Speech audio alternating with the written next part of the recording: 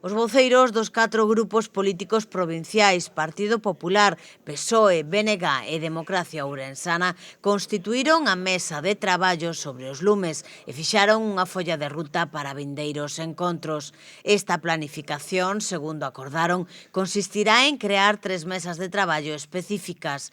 Unha de prevención, constituída por alcaldes, gandeiros, axentes forestais, sindicatos agrarios e comunidades de montes. Unha segunda mesa de extinción, onde participen a Garda Civil, os GES, os bombeiros do Consorcio, emerxencias da Xunta, a BRIF, a Policía Autonómica e o CIF de Servizos Forestais. E, por último, unha de conclusións, onde se poidan definir cuestións como puntos de carga e outros asuntos para darlle traslado ás administracións competentes na materia.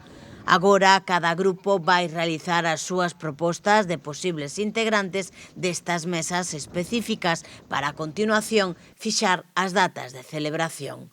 O labor realizado pola Deputación de Ourense durante a extinción de incendios comezaba formando parte do CECOP. Ademais, desde o Consorcio Provincial de Incendios e Salvamento chegaron a mobilizarse ata 65 efectivos, con bombeiros que mesmo renunciaron ás súas vacacións.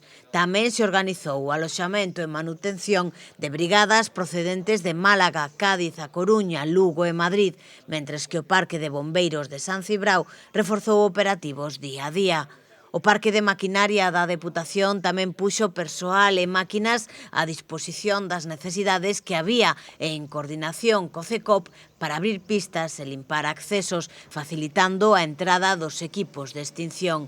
Así mesmo, desde a Deputación tamén se colaborou na prestación doutros servizos, como foi habilitar fontes portátiles a través de Aqua Ourense na comarca de Valdeorras para garantir o acceso á auga tras os cortes provocados polos lumes, así como o traslado de comida e animais nas zonas afectadas polos incendios.